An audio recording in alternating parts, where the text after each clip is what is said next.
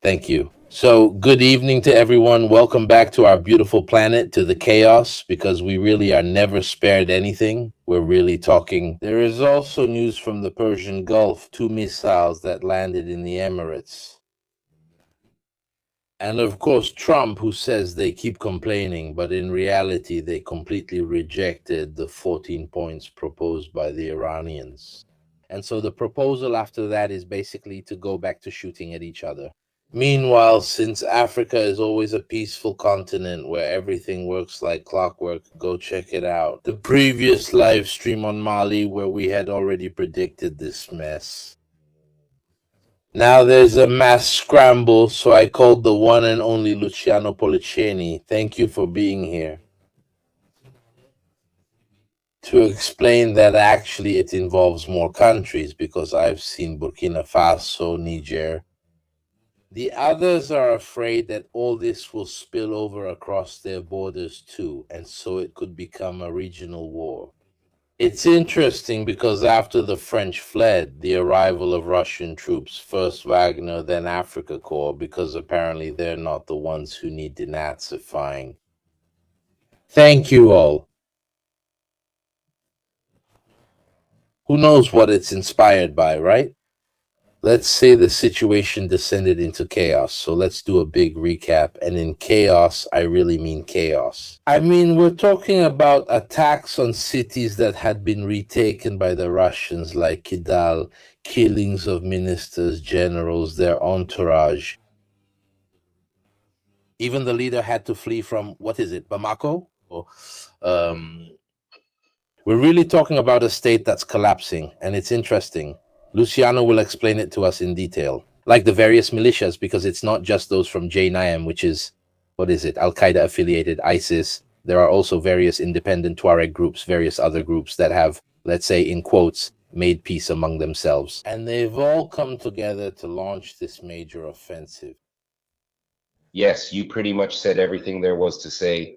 So just one disclaimer, tonight there are a lot of videos, so let's hope they don't take down the live stream as usual. However, since we have to talk about a conflict that among African conflicts is perhaps the one we follow the least and know the least about, I thought it might be more useful to make use of some videos.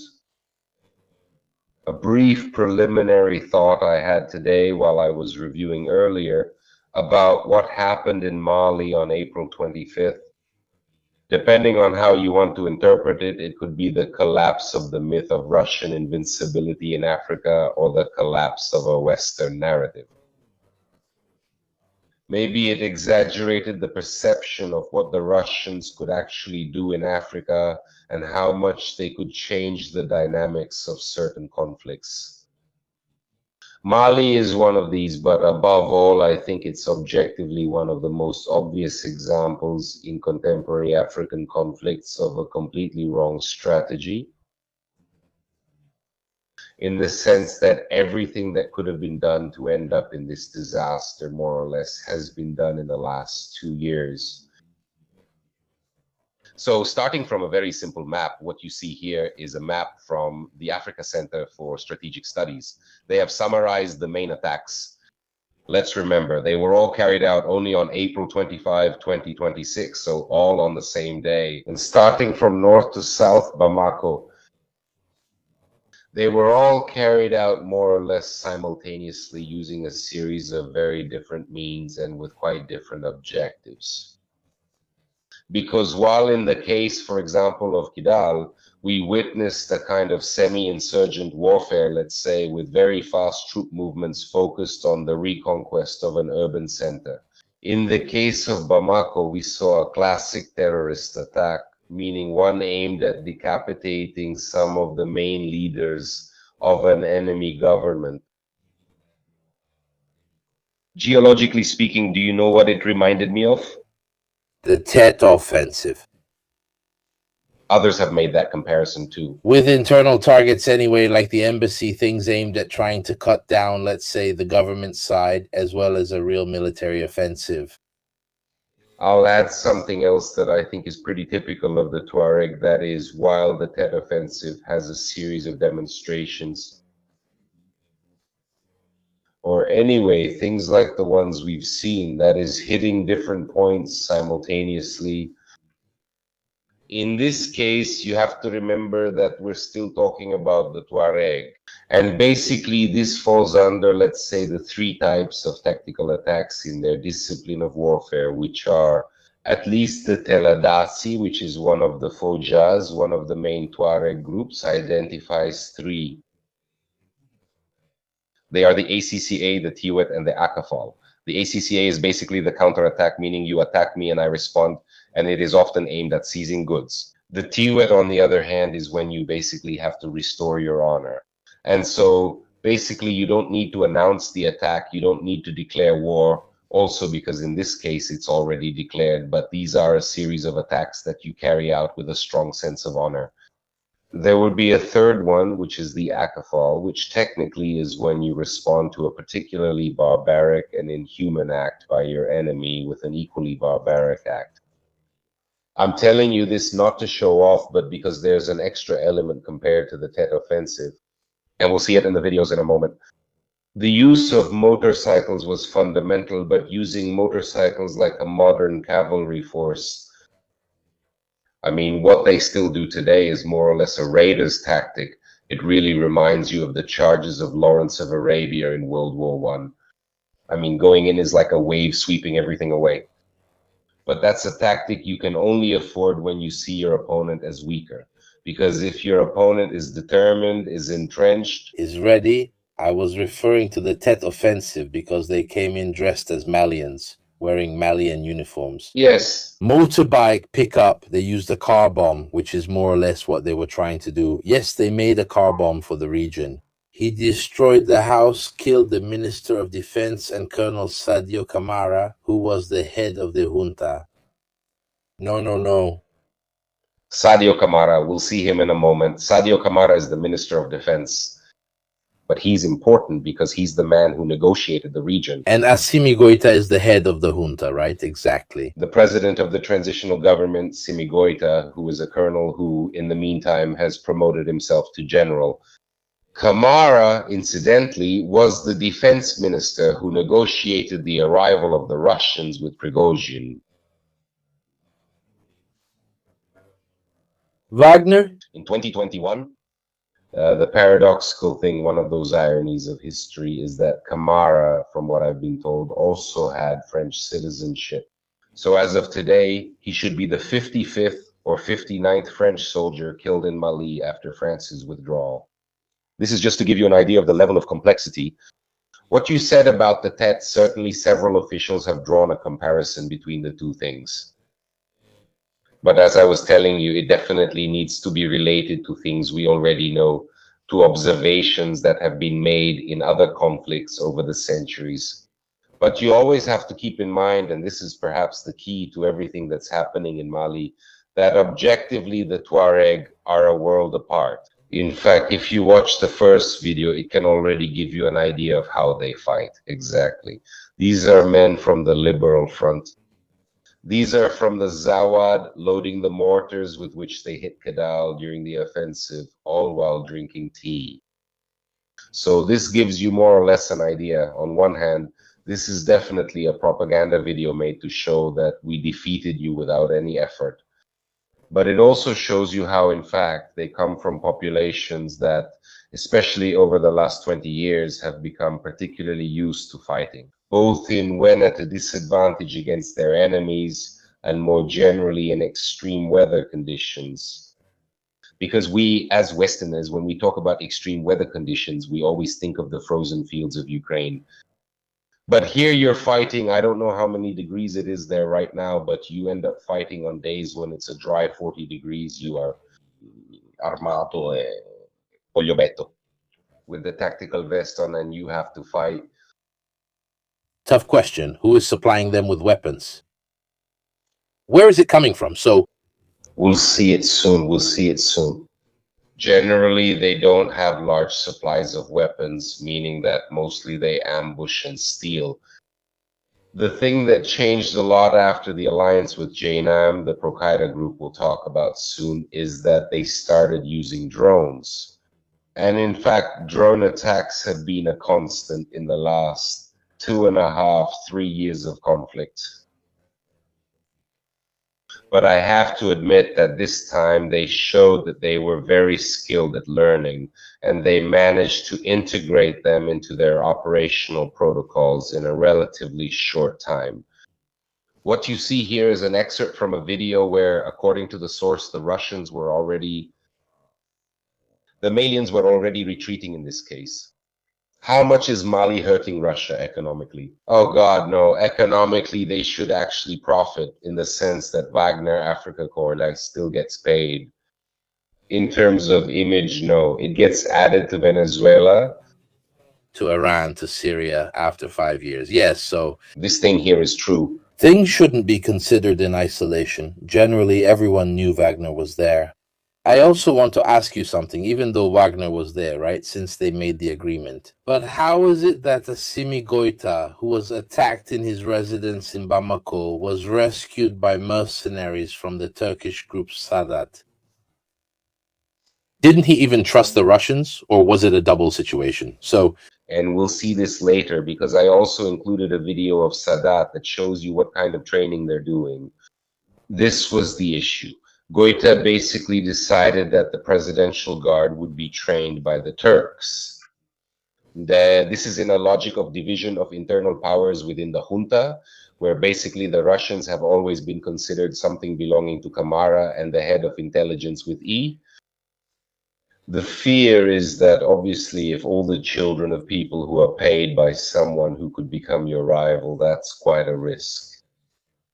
So at this point, Goïta decided to throw something else into the mix, taking advantage of the fact that the Turks have already supplied some TB2S. Basically, he decided to have this training from the Turks. The Turks for the presidential guard. What happened, as we'll see, I think there's also some video from Bamako, is that during the offensive, the Russians basically melted away. They only held their positions at Bamako. I included a video from the Africa Corps for you later. But the Turks, as far as I understand, not only managed to get Goïta to safety, but they also played a fairly important role in stabilizing Bamako on the day of the attack. What you're seeing here, this is mostly an act of desecration. These are the groups from the Assawad Liberation Front entering the office of the governor, another Tuareg named Agamu. Tonight I'll say Tuareg very often, but actually the groups from the north include a number of ethnicities that aren't necessarily Tuareg. Here, what you see is actually a fighter from the FLA posing with the uniform of El Ashagamu, who is considered a traitor by them. Why did he, a Tuareg from Kidal, decide to support and act as governor for the transitional government? Now, all these colorful elements, let's say, which have little value for a tactical or military analysis, are useful to help you understand how things actually are. Kidal, the bastion of the north, the capital of the Tuareg, the most important strategic center for northern Mali, actually fell in a very short time and with quite overwhelming ease.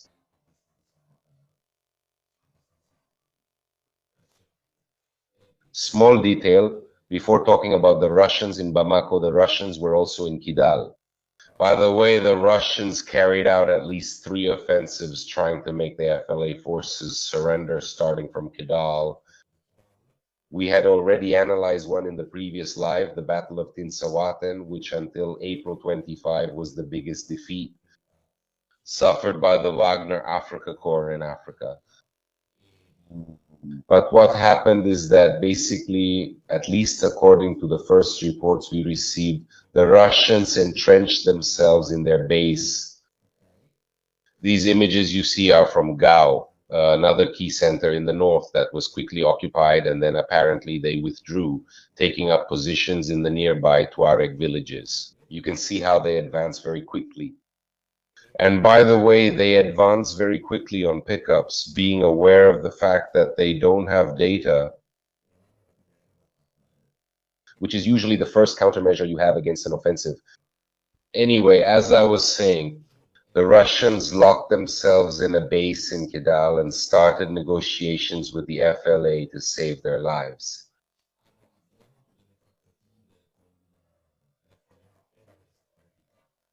And then basically they were evacuated, escorted by the FLA, they headed back south. It may seem like illogical behavior, but actually, when we move on to the strategic analysis from the alliance's point of view, exactly. It's important to emphasize this factor because the Malians had certain expectations about the Russians, which obviously evaporated. And some members of the general staff, under conditions of anonymity, even said that they were betrayed by the Russians because they were expecting a certain kind of resistance, which did not materialize. The other aspect, when we see the images, always remember everything happened on the same day at the same time. How large was the estimated Russian contingent, more or less? It's estimated to be around, I think, between 5,000 and 10,000 troops, but I don't have the exact number. The Africa Corps never tells you how many people they have. The main point is this. So, at least in the Sahel, the way the Russian machine operates is these fairly small contingents that provide training and conduct limited operations with relentless propaganda, okay? And this relentless propaganda obviously aims to show you, first of all, the supposed or real successes of the Russians and the transitional governments. The second thing it aims to show you is this military efficiency. In reality, however, the April 25th offensive in Mali shows you that there is clearly, undeniably, a disconnect between the two. Because what you've seen is that objectively the Russians have logistical lines that are too long, they don't have knowledge of the territory, and they also don't have much expertise in terms of counterinsurgency. Loro modo di fare counterinsurgency, and basically they bomb populated areas, Chechnya, Grozny, and so on. And this has shown all its limitations. I mean, now, in my opinion, what we're seeing, at least in this first week, is that the Russians are gradually giving up the center and the north of the country, and they're barricading themselves in Bamako in an attempt to defend and hold their positions. Actually, as we'll see shortly, their final objective has changed significantly in the sense that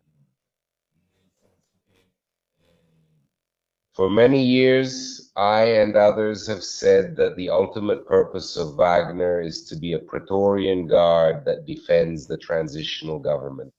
Meanwhile, at least part of the transitional government benefits from the raw materials of the countries where they are in power. And to this day, that's how it is, because the Praetorian Guard is stationed in the capital. And when you're not in the rest of the country, aside from the propaganda, it becomes hard to say you're fighting terrorism. At most, you're just defending the capital. So from that perspective, it's clearly a defeat for the Russians. I also want to say this. To be fair, I have to say this. Until recently, I attended conferences where I heard people say the Russians were expanding across Africa. I've always been rather skeptical about this view because, honestly, I don't think they're a force capable of making a real difference at this point. Especially now, given Russia's current situation. Previously. But I also think it was an overestimation on our part. And what you see, as I was saying, we also talked about it in the previous live stream. Objectively, it's this use of motorcycles. I mean, using motorcycles as a kind of cavalry. I have to say that it's a trend that's catching on in other conflicts as well, even in Sudan, for example, the RSF. Who have used them quite a lot. And as you can see, this is Mopti, a key center for controlling the center of the country. They went in and out very easily.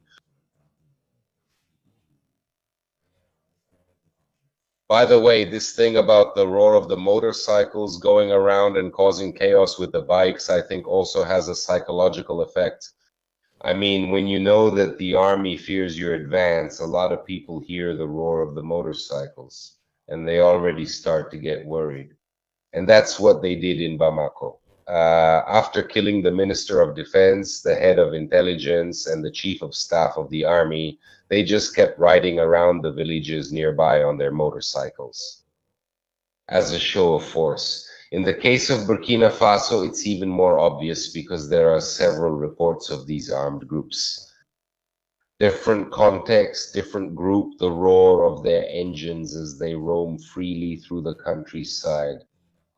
So let's say it's a conflict fought on motorcycles. Later on, I was also able to isolate an image.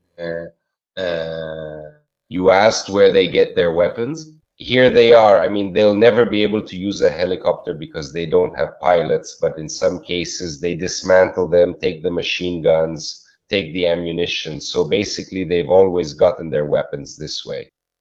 I think this is an Mi-24. And by the way, this was part of a batch that was given to them with great fanfare when Wagner had just been deployed. But it looks more of a transport than a gunship because it doesn't have the side pods. Maybe they don't even know how to use the missiles. So for sure, transport is necessary because the country is so vast, so they definitely need troop transport for rapid reaction forces or similar things. They definitely used it as for anti-tank purposes, basically for air-to-ground attacks, but not this one specifically. However, some helicopters were equipped with that stuff. By the way, just to mention, but you know, even in other contexts, when you talk about other things, you get a lot of questions about China, right? About the actual capabilities of the Chinese military.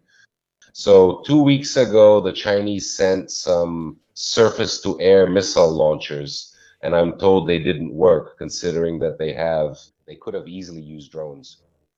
Besides the fact that even there, those are things they have, I don't know how valuable they really are. When you find yourself fighting an insurrection like this. Well, I'm a bit skeptical about these motorcycles. Oh no.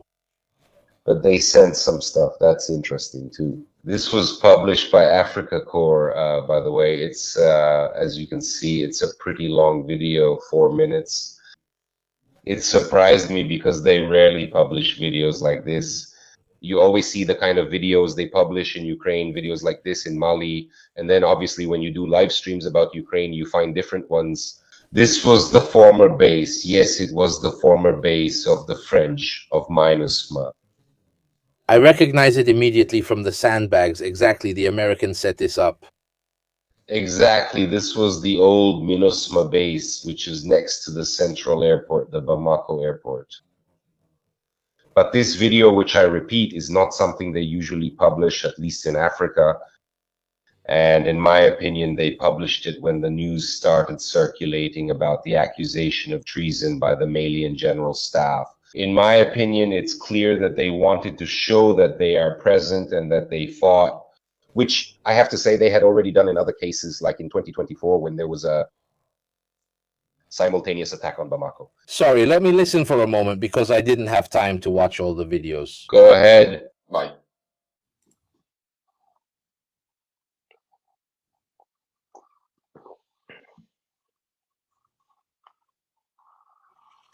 You can't hear any return fire.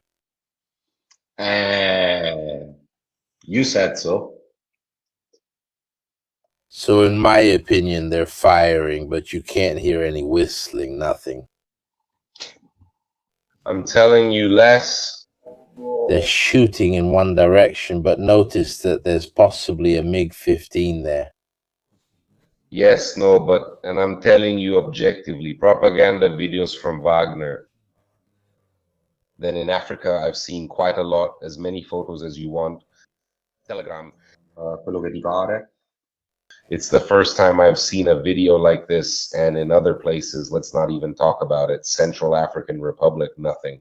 Burkina Faso, nothing. City, in my opinion, could be a key to understanding, but I'm not sure. At one point, he even fires an RPG, but it's not clear, more than anything else. It's also strange that it will be the only unit that didn't suffer any losses. But with the 25th first, because usually I don't want to be cynical, but everyone is safe. And well, anyway, this was to give a perspective on what happened in Bamako and how they should. We have to use the conditional. They allegedly fought the Russians on April 25th. More than anything, I feel like saying that you could have published one from Kidal since you were there, right? No, more likely in Kidal, we would have seen them retreat, lock themselves in the barracks, and talk with the FLA. Afterwards, there's the retreat. They are listened to. I even found the videos for you. But that's the perspective. That's what they did. In the end, a force of 5,000 men spread out in a country like this. If the regular army can't hold, it's not like you can fight in their place. It's a bit like Syria. They even tried at the beginning to bomb the forces. So, yes. T-55, Christ. No, there used to be a lot up here, but after some cuts, Big doors, it looked to me like either a T-55 or a T-62. It's not really clear. And what I want to say is, I'll tell you, I don't know, you're the one on the military list. It's the first time I've seen such a detailed video of the Russians fighting in Mali. Look, I hadn't seen anything like this when the Romanian mercenaries were retreating last time. From the Congo. Yes, more or less they were at a base. Wait, do you see the turret so low? A T-62?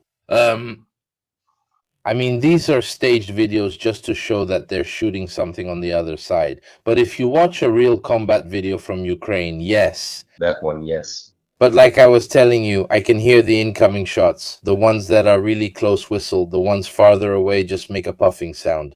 But you can tell. Also, because of their behavior, they're shooting. When you shoot, I know thousands of these videos, and I've even had them analyzed by various military personnel. When you shoot like they'll be my friends. But let's say suppressive fire towards someone else.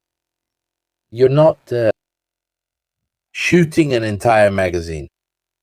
You see, they don't even change position. They don't abandon each other. Relax, shoot everything. They let the weapons cool down. So I'm telling you, actually, excuse me, this one is from Wagner. He definitely comes from the army. He has military training. Watch any serious military training video and tell me if anyone reloads out in the open. You never reload out in the open. You crouch down, get back into cover, and reload. You only do it when you know no one on the other side is shooting at you. I even doubt the training of the people who made this video here, because at a certain point you develop almost a muscle memory for these things. I mean, you fire in bursts and aim, then you get back into cover and reload. These guys are standing up the whole time. You can only do that if you're certain no one is on the other side. So let me tell you, my knowledge is very limited, both geographically and thematically. What I can say is that I've seen quite a few similar videos in Ukraine, even among Ukrainians. So I more or less know that now a lot of videos like this are being made. Everyone does it. They all do it. There's a video where an Ukrainian shoots while coming out of the trench, I think with 56 RPGs. Yes. More or less a tree line on the other side. If there really were Russians, it wouldn't have worked. No. But the point isn't whether there really were Russians, etc. The point is that it's the first time I've seen something like this in Africa. Anyway, I've been following Wagner in Africa since around 2019. I've never seen a video like this. Yeah, this stuff just thrown out like that. Let's say there are a lot of doubts about this action. But there are a lot of doubts. You would have been really into this video. But instead, you can see what happened in Kidal. These are all, let's say, more obvious. So basically, the Russians in Kidal, let's remember, the most strategic city in northern Mali, are holed up. And at dawn on April 26, after negotiating with the FLA agrees to let the Russians evacuate. So basically, they march out of Kidal. Actually, between yesterday and today, there have been other withdrawals from Gerlok and Thessaly, so all key centers in the north. This further supports the idea that they are repositioning themselves, meaning they realize that deploying in the north is too overstretched.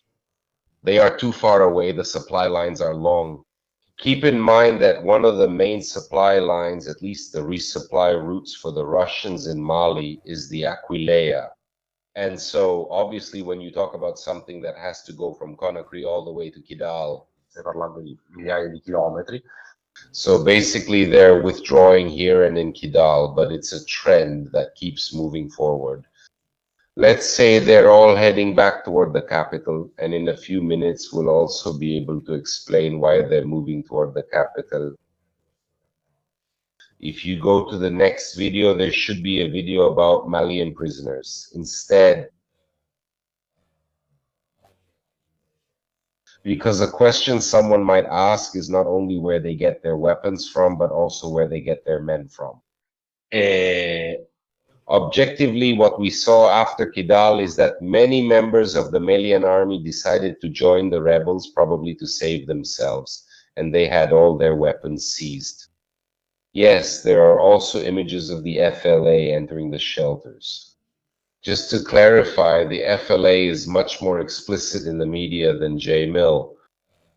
But yes, they seized several weapons. They definitely took No, also the weapons. Oh God, maybe he has this one. No. Well, oh God, it depends on how you negotiate it. Maybe you say you'll leave them all, but you keep some for self-defense. Yes, but generally I've seen truckloads of men without weapons. Yes, no. They definitely did, because you trust and don't trust at the same time, not knowing if those people might scare you. They shoot at you, a regular soldier on top of a truck like that, in a situation where the team would want to have their weapon ready. In the truck, I didn't see anyone with a weapon ready. In the second one, there were two. Yes, but then there's the fundamental issue, which is exactly that. It's interesting that they let them keep the LMRs. You could clearly see some Russian rocket launchers passing by. So then, they definitely took a bunch of mortars from Kidal, go down. All right, well, that's the video about the prisoners. So you should, well, this is another one. This is the first video of them starting to pull out of Kidal. So obviously there too, a factor to consider for the development of Russo-Malian relations, the agreement with the Tuareg. It's that you white people are allowed to leave. The others, the actual army personnel, Bambara rather than Pule, stay here with us. That is, they stay here with us. What happens is this. Basically, they tell them, if you want to join us, we let you enlist with us. We give you back your documents, and smart move. Absolutely reabsorb them into your ranks. Yes, actually, if you start killing them, they are more likely to defend themselves to the end. But if they have the chance to switch sides, you increase your ranks and even encourage the others who see the Russians leaving, either to lay down their arms or join your side. There's another factor in the sense that they have often held Malian soldiers hostage in order to trade them later. Many times successfully, not always, but often successfully, in exchange for releasing their own men. During the presidency, the fact that they film, that they show how long the line is, that they see people crossing to the other side, all of this serves to increase the speed of the regular army's collapse. Yes, there is also a governance factor that we will see shortly when we talk about who actually carried out the operations. But it's also a message on the level of interethnic relations, in the sense that right after Russian propaganda started hammering away, saying things which, let's be clear, in my opinion, are also true at certain times, about the fact that the Tuareg had massacred Barabé, had massacred this or that other ethnicity, so basically black people. They carried out this counter-influence operation, saying, no, look, whoever surrenders and joins us, we respect them, basically. So it's also a battle of propaganda and counter-propaganda. Let me start by saying that I don't want to make a saint out of anyone, including the Tuareg, so I'm not ruling out that there have been episodes of interethnic violence. Go to the summary sheet for a moment. So what you've seen, also based on our more technical digressions, this is what they achieved on April 25th. The Minister of Defense and the author of the agreement with Russia dies. The head of intelligence, Modi Bokone, dies, which is very important because he was the one who had started some negotiations with the insurgents on very specific issues. The chief of staff of the army, Musa Diarra, a student of Kamara, dies, and Kidal is retaken by the insurgents. The other major centers, from what I understand, are free, meaning there is no FLA or JNM inside, but they are stationed around the main centers. I would say that Kidal was quite isolated in the north. So Kidal is an FLA stronghold. I mean, you're fighting there in their area. Loro hanno combattuto letteralmente, You're fighting. cioè hanno lottato contro l'impero del Marocco, hanno lottato contro... There's a bit 3 times. So let's say there you're really in your element with a short supply line. it's a lot. How much went through Algeria and how much did they retreat? Here. That's what I was about to tell you. So basically the families of the notables, the Teladaj, the Fogas, all have family ties across the border. But borders exist for us Westerners or for people looking at maps. For a Tuareg, it's all just desert. So there are definitely supply lines, family ties. In fact, the same leader of Jenim, Yadagali, reportedly took refuge in Algeria from 2016 to 2020. Is that right? But if you go back and watch the previous live stream we did about Mali, about the Battle of Tinsawatern, which is a town literally on the border with Algeria, meaning part of the city is in Mali and part of the city is in Algeria. That is definitely a logistical point for them. Question, are there separatist movements in Mauritania? No, actually, there aren't any movements in Mauritania. On the contrary, as we will see later, Mauritania has tried to adopt a conciliatory approach toward both the transitional government and the Russians. However, especially recently, there have been incidents of Malians and Russians crossing into villages on the border with Mauritania, resulting in the killing of several civilians. And this has brought relations between Mali and Mauritania to an all-time low. There is, however, a factor that must be considered, which was certainly true at the beginning of the civil war in 2012. Several Malian Tuaregs were part of Gaddafi's so-called Desert Legion. Then they demobilized from Libya and returned home. Recently, they had talked about other similar movements, that is, other Tuaregs who from Libya demobilized, returned to Mali. I don't know how much of a factor it could be. It was definitely decisive at the beginning of the crisis, 2012, 2013, but it's not a far-fetched hypothesis. Look, if Mirko goes to the next slide, Wait, first a question. Is there a joint command with the rebel forces? Yes. There is a joint rebel command. And I wanted to ask you first, what did they disagree on? What were their differences besides the enemy? And why, in your opinion, did they unite and coordinate right now? Well, okay, that's a question that brings back a lot of memories for me. So the Support Group for Islam and Muslims, JNIM, Jama'at Nusrat wal Islam wal Muslimin, is the main pro-al-Qaeda insurgent group. It was born from the merger of 4 groups. These armed groups, as often happens in other African conflicts, are very fluid, so they form alliances and fight among themselves quite easily.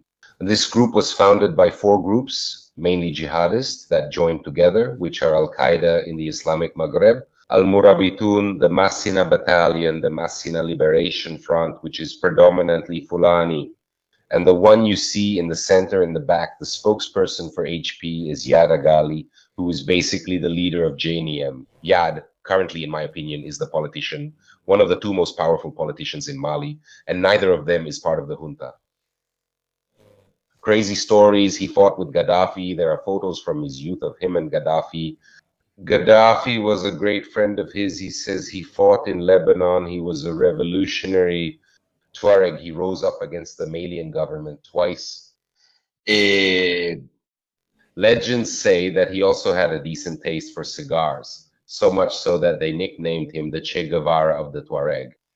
And we're basically talking about a politician who, at a certain point, says he took a trip to Saudi Arabia, where he was the consul of Mali in Jeddah.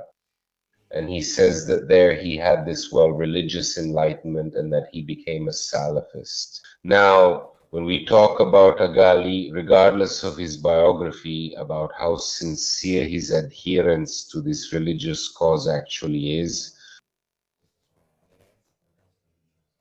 we're still talking about a man who doesn't have much social influence among the Tuareg, but he managed to climb the ranks of the Kalatatsi, of the Lifogas. Basically, through the use of violence. I mean, he became influential because he's considered a great fighter. He's not considered to have noble blood, but he's a good fighter. A small detail that might be interesting. Nobility among the Tuareg, at least among the Malian Tuareg, is not patriarchal but matrilineal.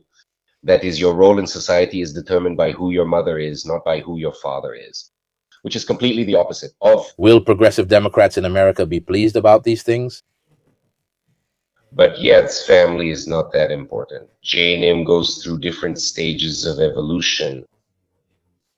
At first, when the groups were still separate between 2012 and 2013, they highlight this strong and draconian interpretation of Sharia. Later, with the birth of J&M, Yad becomes the proponent of a different theory of governance. We can't go around whipping people or cutting off hands. We have to impose leadership, an Islamic form of governance based, for example, on the fact that you have to wear the veil, that you shouldn't use drugs, that you shouldn't drink alcohol, that you have to pray. But aside from this foundation, here obviously they offer a judicial jurisprudential service. In the meantime, they provide administration of justice with Islamic courts, which some citizens rightly or wrongly consider more efficient or less corrupt than those of the current government. So they impose this new type of governance and manage, at least in certain parts of Malian society, to secure a kind of credibility for themselves. The alliance that is formed, go to the next slide, is the one with the Azawad Liberation Front. Do you remember when I told you that Yad doesn't have a noble lineage? Well, Al-Ghadas al-Tallah, who is the leader of the Al-Azawad Liberation Front, is basically the one who has this noble lineage. So what happens? This is how the two souls of the Tuareg merge, basically.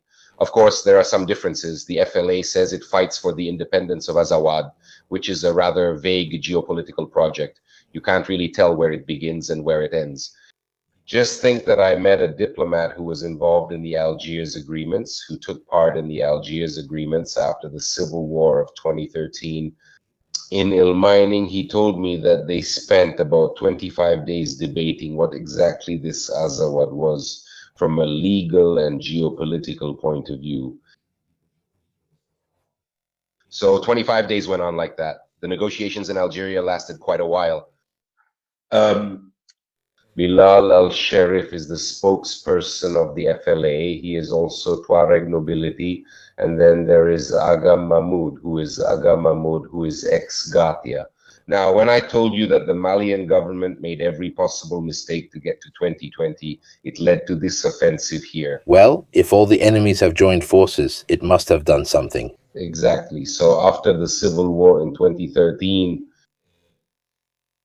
the jihadists, let's say the French, the Algerians, and the government of Mali, they managed to break this united front by taking some Tuaregs who have more autonomous claims but secular, and I use that term very loosely, and they say, you will become part of a coordination of armed groups that is pro-government, okay? And these are basically the Algiers agreements. When Goita takes power, he forms an alliance with the Russians. He decides to break the alliance in practice. That is not to officially break the treaty, but to break the alliance with the Tuareg in practice. By reoccupying Kidal in 2023,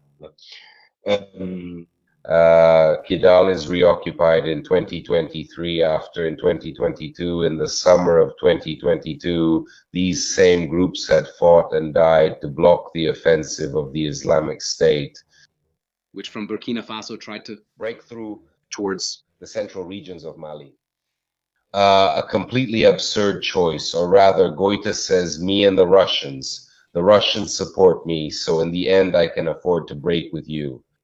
Despite the fact that at the time it was called the Platform, the Coordination of Azawad Movements, basically all these groups tried to keep the Algiers agreements alive.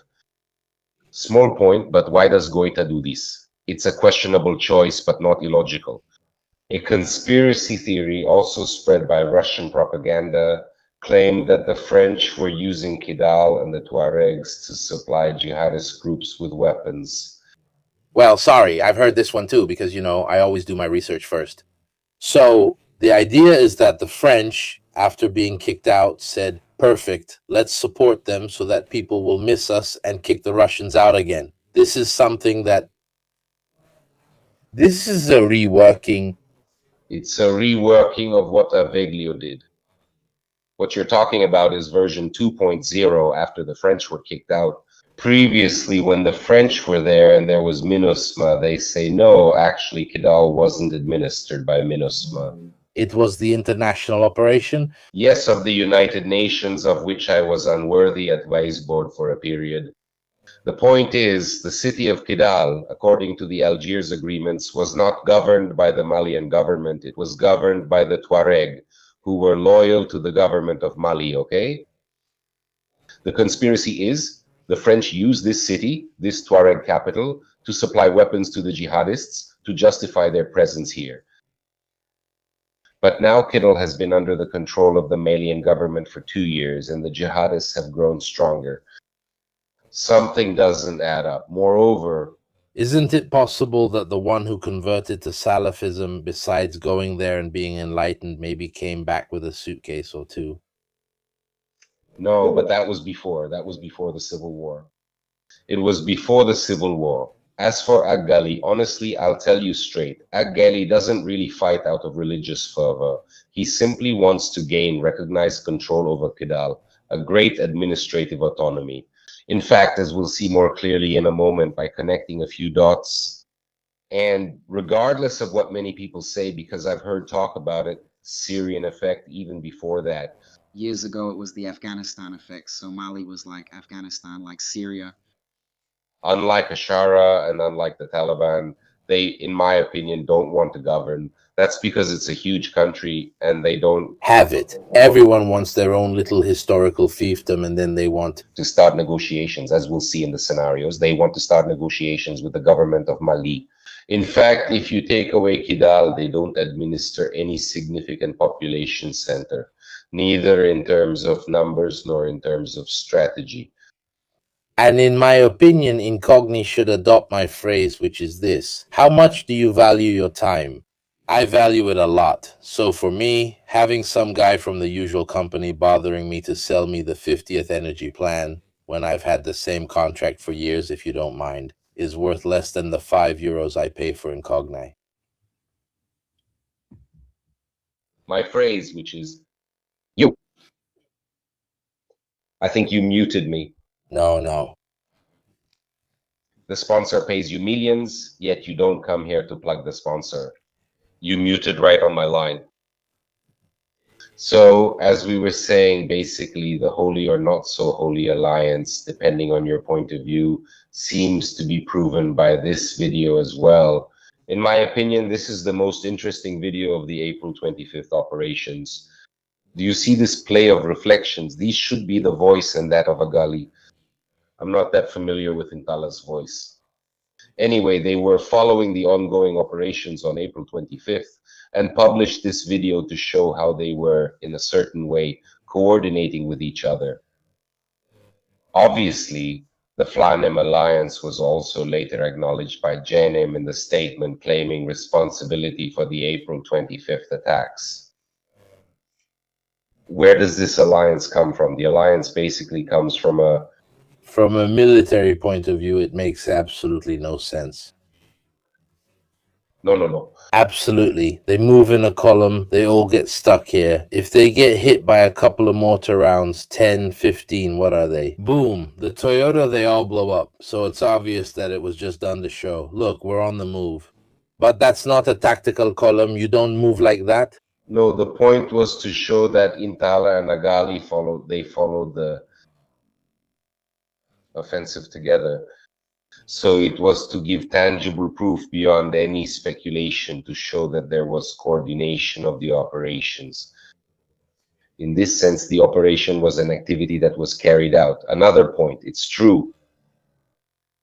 I believe that the nature of this alliance was, so to speak, let's come together and find a way to push the government to negotiate. So, as I was saying before, the importance of motorcycles here, this is one of the motorcycles they used with a mounted machine gun. I don't know if you'll ever do something like that too, but I don't want any responsibility. See, I don't know. What's a DSHK? Mounting a Disca like that on the back of the motorcycle. Do you know what happens if you try to shoot? Oh man, you have to stop and shoot, because if you try, yeah, that's the idea. If it shoots from the back, you won't get anywhere. No, impossible. That's the idea. But that's what I'm telling you. These are bikes meant to use the speed of the bikes to move around. But there are quite a few going around like that. I'm talking about sea trafficking. There's no effect. There's no solution. These, on the other hand, are the Chinese rocket launchers that the government of Mali received a few weeks ago.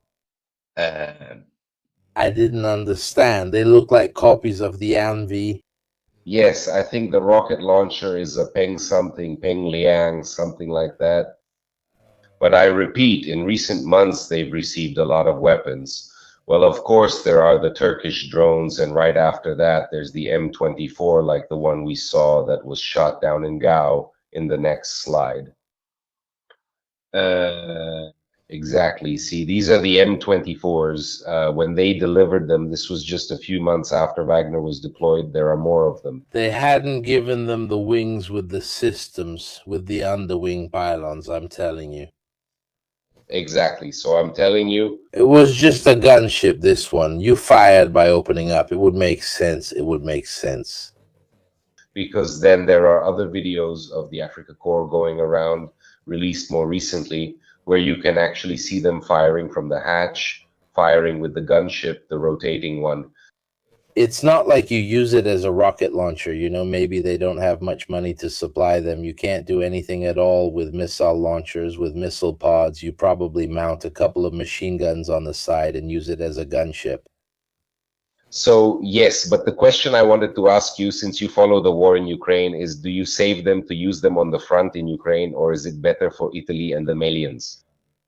No. Understood. No, you're getting the wrong idea. No. Helicopters were almost withdrawn from the war in Ukraine after suffering more than 300 losses in the first year.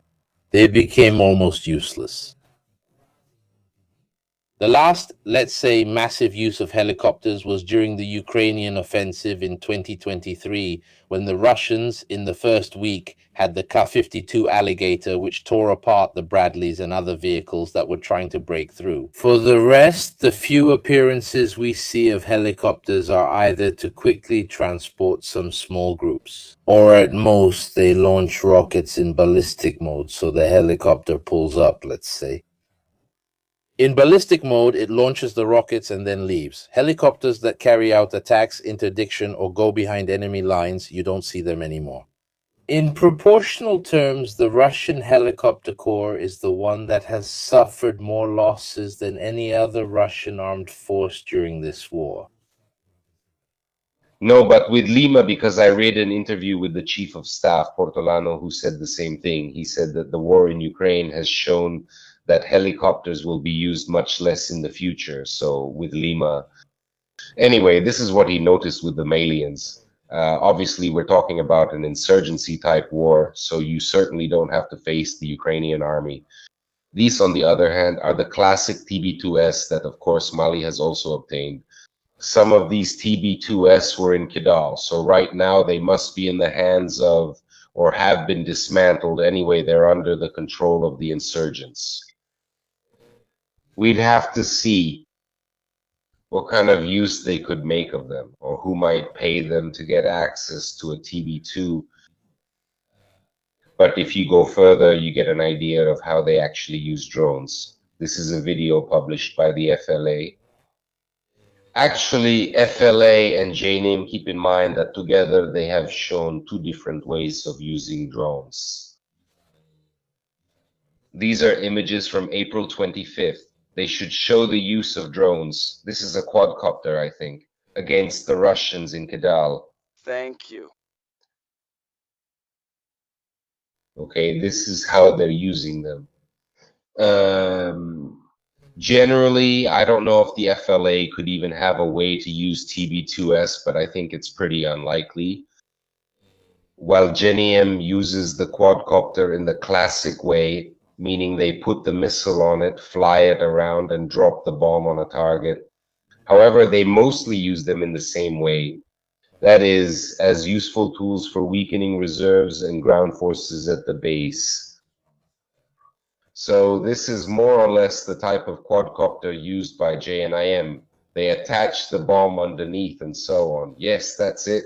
The previous one was the one with the circuit that basically closes when it hits something. You see that stick with that strange wire, and when the wire touches, the circuit closes and it explodes. Exactly. No, it would be a loaded drone if that's right. Thank you. And these are other examples of the use of drones by the FLA. In this case, it was more like another operation. It was mainly to hit logistics vehicles. Anyway, this is to show that the paradox, or if you prefer, the legitimization of certain technologies, this war started with one of the two sides actually having air superiority, but now even the insurgents have their own air forces. So let's take a look at what happened right after. Go to the image of Goita. Goita, basically in the days following the attack, showed up wearing this mask here. Honestly, I don't understand why.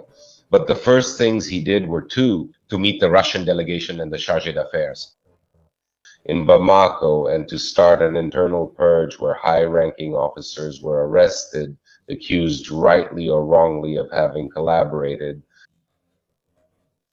It wasn't clear whether they were accused of collaborating with the insurgents or of trying to use the attacks to stage a coup during the attacks.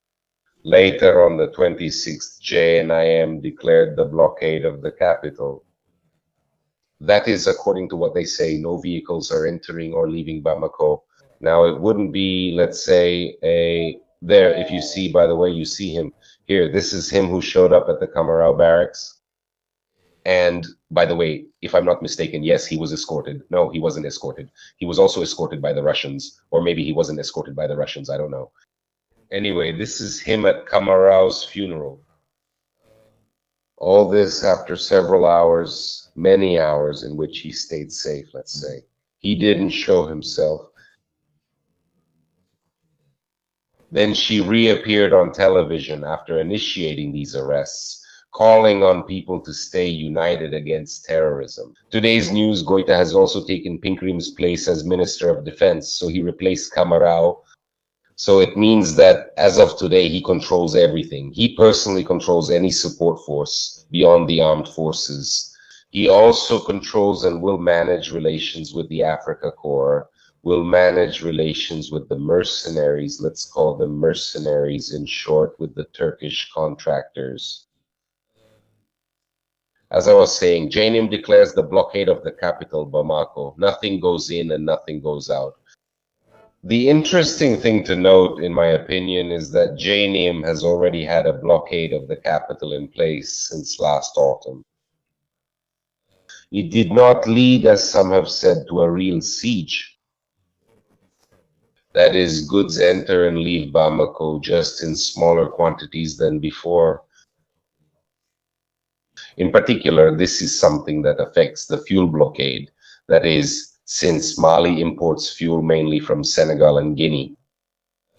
The trucks that are being blocked at the entrance of the city, or in some cases, Maybe the crews aren't even harmed. The trucks are simply set on fire.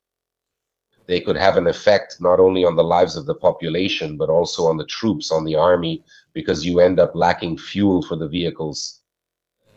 It's not exactly clear if JNIM has actually managed to implement this blockade yet, or if they've managed to implement it at all.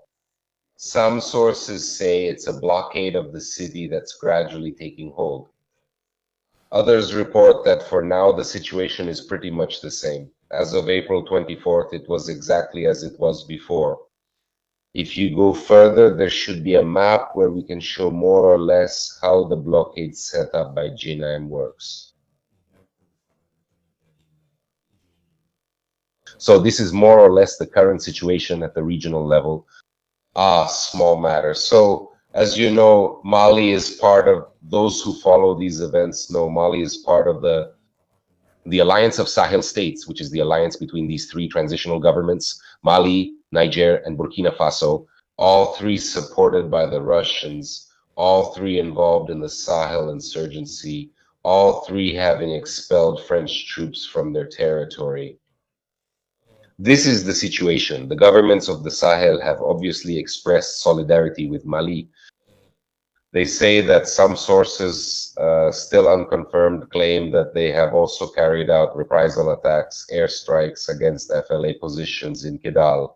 Honestly, I've only seen this reported in media outlets close to the Alliance of Sahel States. These three governments have set up a joint force of, according to what they say, 15,000 men. For the moment, it is not in motion. At least this type of quick reaction force hasn't been officially launched yet. Call it what you want. A standby force.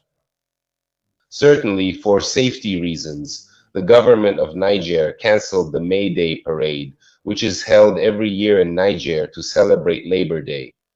Burkina Faso, the one led by Captain Traore, has increased the level of internal security. In my opinion, this is quite evident, the fact that the Sahel States Alliance is very concerned about this attack. Now, because they had imposed sanctions, they wanted to intervene, there was an echo and so on, but then nothing happened. Exactly, then nothing happened. I have to say that among many things, in my opinion, among the many questionable choices made by the transitional government of Mali, there was a serious attempt, two serious attempts at mediation between ECOWAS and the Sahel's transitional juntas. On the part of Senegal and on the part of Ikana.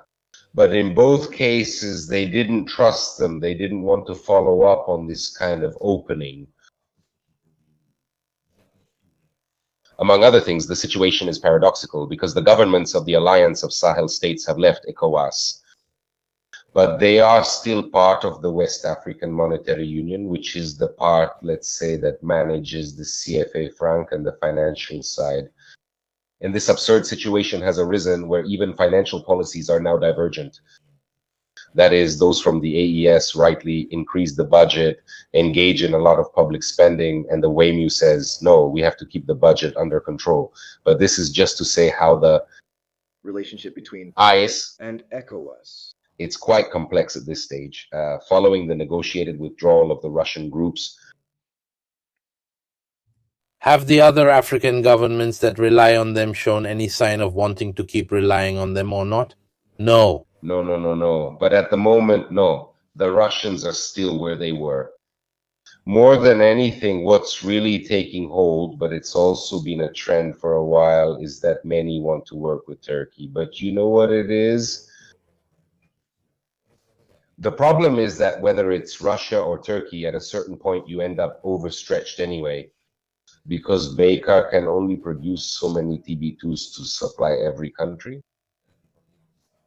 You know what? The TB2S don't really carry much ammunition. I mean, they work better against really armored troops or things like that. You should stop. They use them. With motorcycles, even with the TB2S. Not that you do much, huh? No, but for them, they're a symbol. For them, they're a symbol. But no, at the moment, no one is questioning Africa Corps. It could be that in the future, maybe certain governments, when faced with the choice, should I get training from the Russians or from the Turks, might decide to get training from the Turks. That could happen. But not at the moment. For now, everything has stayed the same. But also because these are decisions and resolutions that take time, that involve negotiations, and that have thorny issues to resolve. So if there were ever a withdrawal of the Russians or a request for the Russians to leave, it's not something that would happen in a week, that's for sure. But no, for now, they're still there. And at the moment, as I said, they've regrouped in Bamako, because here's the point. If you look at this blockade map, I think it could be useful for make a few observations. And the next one? No. Exactly. Wait, what was the previous video? Sorry. So yes, no, this is simply the video of Bina Diarra, the spokesperson of JNIM, announcing the establishment of the Bamako blockade. If you go to the map, by the way, he's been rebranded too, because Prima il video che faceva in a simple way. So what's happening? This was a map that I had already shown you in 2024 in a live stream about the attacks in Bamako. This is a map that basically shows the types of attacks carried out by JNIM around the capital in a period from 2020 to 2024. More or less the same thing is happening now with the blockade of the capital. You have these JNIM fighters, but sometimes also very small units, made up of 4 men, maybe 4 or 5 at most. With a larger group in support, we're still talking about around 20 people who are encircling the roads into le vie di the city. della capitale. What happens in this sense then is that, as I was telling you before, I know there are... It's not like you have to control it. Just making them impassable creates a domino effect is created, because, for example, it already happened back then with the truck drivers of Serga. They said they'd stop driving the route. And there was even a moment of tension. Yet another political point shows that the central government doesn't even control the roads that lead exactly. Exactly. In fact, even there, if you want, on a much smaller scale, it's the same reasoning we use later for commercial ships with the Strait of Hormuz. I mean, whenever you have a busy route with dangers, you have to consider the problem. Now, the Africa course has started to spread these images. I mean, after JNIM announced the blockade of Bamako, they started spreading these images saying, we will guarantee the supply of goods to Bamako. It seems to me that it's also difficult because if the rest of the country can't manage it anyway. If these are carrying oil, it seems like a good target. Just one drone and you get a chain reaction here. Exactly, but I'd like to bring the issue back to the political level for a moment. So a fairly widespread theory is that JNIM should do what Shara or the Taliban did. Period. He enters Bamako and gets basically these and enters the city and takes over the government of the country. I don't think putting a blockade on the capital is a sign of this thing here. Putting a blockade on the capital is honestly an attempt to start a political negotiation with the government. Maybe because like this, by putting pressure on the elite, on the ruling class, at some point you say, okay, even if Goita doesn't want to negotiate, he will be overthrown and someone else will take his place who might be more willing to open negotiations with us. But the idea that I have been defending for quite a few years now is that the purpose of JNIM has never been to govern the country. They want to open up to some kind of political negotiation. That someone governs the country and we remain independent. Or at least guarantee us greater independence, maybe on an ideological level, guarantee us a certain role for religion in the future. It's not about wanting to govern others like people in the South. They just want independence. If someone else handles the rest, that's fine. But above all, forgive me. However, in many conflicts, I get the impression that people don't take it into account. Demographic factor. That is such a vast country. In the rosiest of scenarios, but the rosiest, really wild Jenim with 20,000 men, how do you hold a country? You can barely control Bamako sometimes. So basically, these are a series of tactics that, in my opinion, are focused on starting a political discussion. I mean, I can't dominate the country, but I can destabilize it for you. I have enough strength to destabilize it, even in the areas where you govern. Or at least to make you lose credibility. Because if the Malian government's approach had always been to say, thanks to the Russians, we can win militarily. Let's say that the Malian government's narrative had two phases. The first was, thanks to the Russians, we can defeat them militarily. After the attacks in Bamako in 2024, they started saying, yes, at some point we will negotiate, but from a position of strength. But the problem is, yes. Also, this position. You said it well, this idea of a position of strength. Forces like these don't have the ability to hold ground. They can do it. Given the nature of the terrain and the equipment, they can carry out this kind of raid for a certain amount of time. It's not sustainable in the long term. No, but I'll tell you more. They can't be afraid of any settlement other than Kidal. And anyway, you keep Kidal because now there are two separate groups that have formed an alliance. You're close, the supply lines are shorter, it's your area, it's your people for the most part. And by doing so, they're aiming to start a political discussion. And above all, there's also difficulty for the Malians to maintain regular troops to hold their positions. So honestly, I find it hard to imagine a Syrian-type scenario. I already mentioned that even al-Shara didn't enter Damascus, only with those from Hayat Tahrir al-Sham. He had a whole series of alliances. And also from exactly. Secularists, jihadists, there was everything. Who is this character? So this is what I wanted to show you. It's still part of that propaganda war we were talking about. Right after the fall of Kidal, the ES, the Russian propaganda, started showing images claiming there was ethnic violence by Tuaregs against black people. Pearl Bambara, whatever you want. Actually, I already said that I think it's perfectly possible that this happened. That there was violence. Interethnic. This is a video of Al-Jaba Sagintala, that is the head of the FLA, the main leader of the FLA, who had himself filmed while going around the villages to reassure people, saying nothing bad will happen to you. He also appeared in the video with this child saying, you know, we will now bring medicine, we will improve your situation, and so on and so forth. The reasons for the failure of Operation Blockade are the same as the reasons for the failure of the current operation. I mean, Blockade.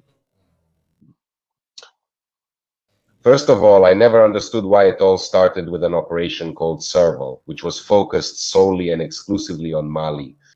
Then the French decided to expand it to the whole region. They say it's because jihadist groups started to proliferate throughout the region, so at a certain point the operation was extended. At first, you can see the long-term effects in the photo.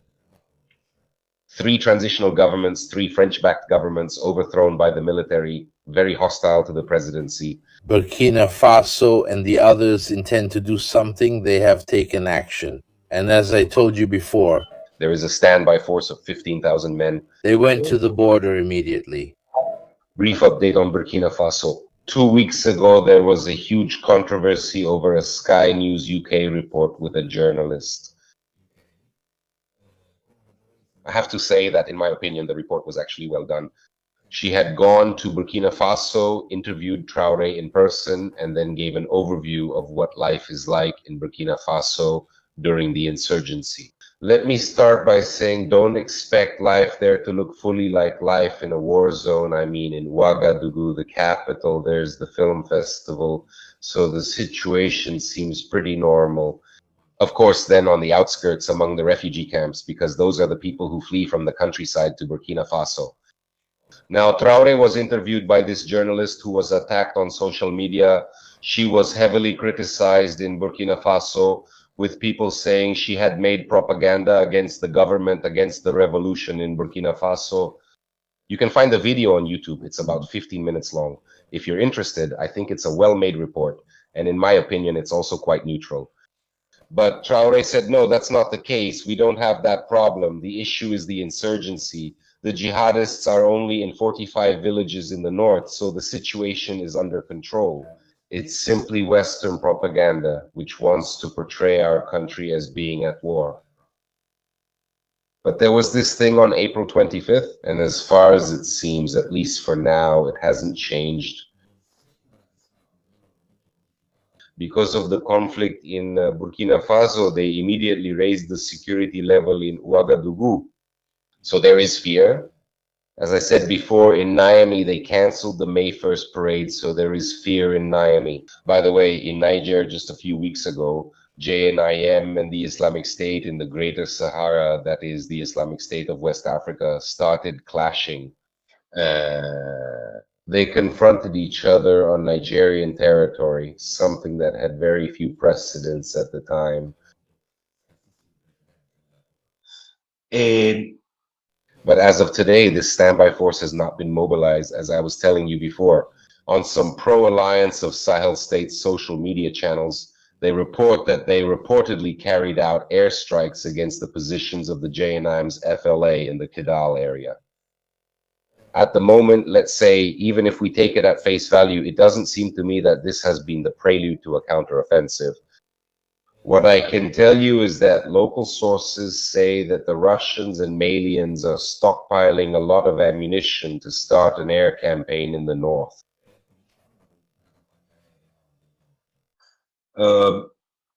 It could be that the Russians resort to a Chechen-style solution, also because, I repeat, without wanting to sound arrogant, but Russian counterinsurgency has always been about leveling the city. And then there aren't many urban centers. I mean, these people live outside of Kidal in really remote areas. No. There aren't many urban centers. I also feel like saying, but correct me if I'm wrong, it seems to me that even in the war in Ukraine, at least the tactic is always the same. That is, you destroy the built-up area and then send in whatever happens. The bombing. Let's say that the European urban areas, as degraded as they are, like those in Ukraine, are definitely not like the ones in these areas here. Here you won't find exactly industrial buildings where you can set up defenses, a factory, something like that. I mean, they're low houses. There's also another factor, like I told you in the previous live stream. Even with Algeria, relations are at rock bottom, and Kidal is the rear outpost, that is, Tinsa Guatel. They're on the border with Algeria. Algeria has already shot down a drone across the border into its territory.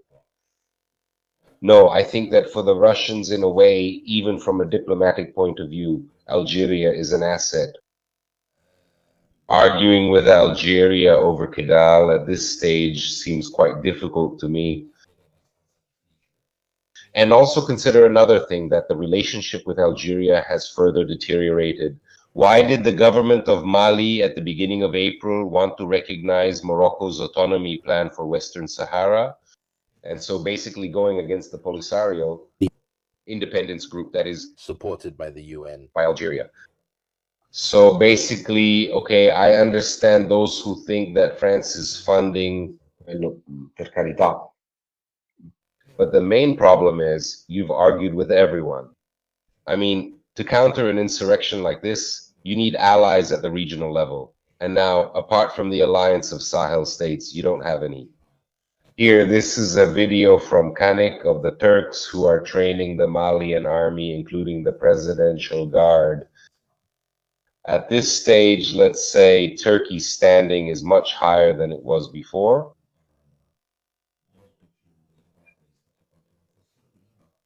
I say this because the Turkish training seems to me by far, it seems, compared to what is guaranteed by the Russians. Also because apart from clearly the NATO army, Turkey, so the type of protocols, the type of things that they teach you are those. I don't know, honestly. I mean, Turkey is very low profile from this point of view, in the sense that maybe they give you training. They do it, but don't advertise it. Yes, but above all, it's not certain that they'll end up acting as your Praetorian Guard. I mean, for them, you sign a contract, then if there's no Goita, there's someone else, and they still respect the contract just fine. But as of today, in a different and paradoxical way, the one who has benefited from this is Turkey. Because I repeat from what they were saying in Bamako, not only did they save Goita, but they also helped him a lot in regaining control of the capital. And there's also Another group wants the Turks, but we'll see that soon. So in my opinion, as I was saying, the ultimate goal of JNIM and the FLA is to have an agreement to open as much room as possible for political negotiations. Who can conduct these negotiations? Well, definitely go to the next slide. This is a gentleman who can do it. He is Imam Mahmoud Diko, a Salafist. He currently lives in Algeria because he was expelled by the Malian government, which in some way made it clear that they didn't like his sermons, where he had spoken in very harsh terms against the transitional government and against Goita personally. And Diko is still considered a main spiritual leader of the country. Obviously, don't expect Master Yoda. Master Yoda, I mean, he's a Salafist. He thinks that the state should be governed.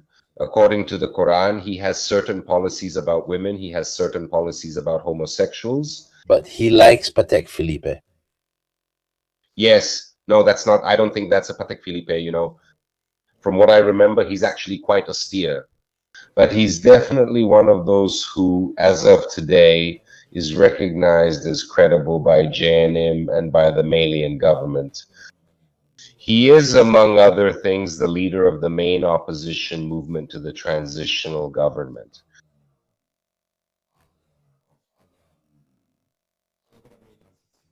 He leads this strange movement, which is a religious and political hybrid, and which wants the return of democracy in the country.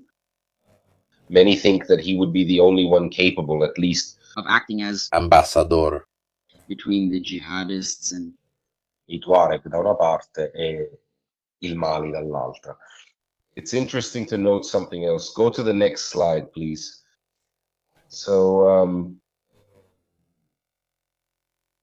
first of all, well, here it's basically Diko's coalition of the forces of the Republic, which is this opposition group managed by Spera. Spera, because I've got an eye for this. I mean, guys. What? What do you mean, what? Guys, you really need a sharp eye here. I mean, a really sharp eye to find these things. What do you mean? I quickly use Google Images. Yes, it's a Patek Philippe pilot. So he became less austere compared to when I used to follow him. Patek Philippe pilot travel time Calatrava. So what I can tell you that might explain the Patek Philippe is that he was trained in Saudi Arabia and was trained by them. I mean, basically, he was trained by the Saudis. They put him in charge of this Salafist organization called the High Islamic Council of Mali until 2013. And he has good taste, though, I have to say. Yeah, but is top of the line. I don't understand a damn thing. But in front of you, look, upload file, watch. I only saved the cuff. Look, eh? Hi. Thank you, you. Thank you. It's 90 now. 6,500. Come on. Come on, 6,500, 6,600. What's the difference? No, I was telling you, aside from the nonsense, I mean, he leads this coalition force, the Coalition for the Strength of the Republic, whose document we showed earlier. This here is an official statement about the attacks on April 25th, where they express solidarity. They tell the transitional government to resign, and they say that negotiations need to be opened with JNIM. But, and this is my take, Felipe, if you go to the next slide. This is a statement from the Azawad Liberation Forces, which says that Turkey can have an important role in the future of the country. And they urge Turkey to play a role, to be empowered, to play a role in resolving the ongoing crisis. So the junta likes Turkey for military reasons, and the insurgents, at least some of them, like Turkey as well. Let's say that the elements, more or less, are all there. If you go to the last slide, Exactly. In the meantime, if it's true that the Russians and the Malians are probably preparing an offensive, at the same time, the Tuaregs are doing their part as well. So basically, they're starting to strengthen alliances with the other groups in the north. Turkey is basically, well, its role will either be mediation or the conflict will continue. And the Ukrainians, I see everyone saying it was the Ukrainians who armed these militias, etc. But if you look at the weapons, honestly, they have nothing to do with it. But I don't know. Well, like I told you in the last live, the Ukrainians kind of rode the tiger in terms of a video where they launched 2 drones and hit an anti-aircraft system. No. There was the photo the photo of them with the Ukrainian flag was clearly fake. I mean, it really was. Yes, that one was fake. Oh God, at this point, I don't know. My impression is that they might have just learned how to use it, maybe even the Algerians. But I mean, this thing that Ukrainians are everywhere in Africa taking out the Russians. I don't know. It always bothered me. If it's true, it reflects badly on those saying it. If Ukrainians did it, congratulations to them. No, absolutely. The civil war in Myanmar, which has nothing to do with it, if you watch the last video I made, which is about 1.5 years old now, even there they were using drones with the same Ukrainian technique that's used in the conflict in Ukraine. It doesn't take much to copy that stuff, you know? But actually, why does it even get to that point? You don't need a Ukrainian to teach you how to use an FPV drone. Well, or rather, it could be true when you're talking about drones that were created and developed for military use, but when you're talking about drones that are actually civilian drones being repurposed, well... Here too. With all due respect for Ukraine, but does someone really have to come from Kiev to teach you how to use it? I think instead it's a trick that's often used in an attempt to keep these countries close and secure their support when it comes to la cooperation, when it comes to their support in the war with Ukraine. Yes, this is true. But objectively, I'm a bit skeptical. And then, because there you have, it's a bit of respect, to keep those who give a bit of respect. Teacher, clearly I'm a bit skeptical. So I would say we've said everything that could be said. Thank you also for all the extremely precise explanations. It was a live session packed with information. I will make the presentation file that Luciano made available for download so you can find all the links. This way, you'll also get to know other analysts like Thomas Wallinger, for example, and Clement Moline, who are also following this topic. There was an excellent article from Mispy the other day. That one isn't bad either. It's kind of a summary, like a cheat sheet for anyone who didn't quite follow. Because I understand that the names of commanders, Israelis, places, and so on about the geography, it's hard to understand these things, but they're all listed. You study the maps a bit and take a look at them. We will be back, of course, in the middle of the week, either to update you on Ukraine or on what's happening. And in Iran, because you know how it is, Trump is there saying, we will be back, of course, in the middle of the week, like the 82nd in Kuwait. These days, he's making some pretty strange moves, so maybe it's also to scare people or to update. Ventilare. What? But let's say that if I had to bet now on how it will end, it's much more likely that they'll keep shooting at each other than find an agreement, since they're both refusing all the points. So it was a pause to get in, a pause in quotes. 2 missiles landed today. So, as we see, it was Iran's welcome to the Emirates, out of their life, not OPEC. Not OPEC, that's it. So, thank you all. Thank you very much, Luciano, and see you in the next few days, Wednesday, Thursday, something like that. Good night.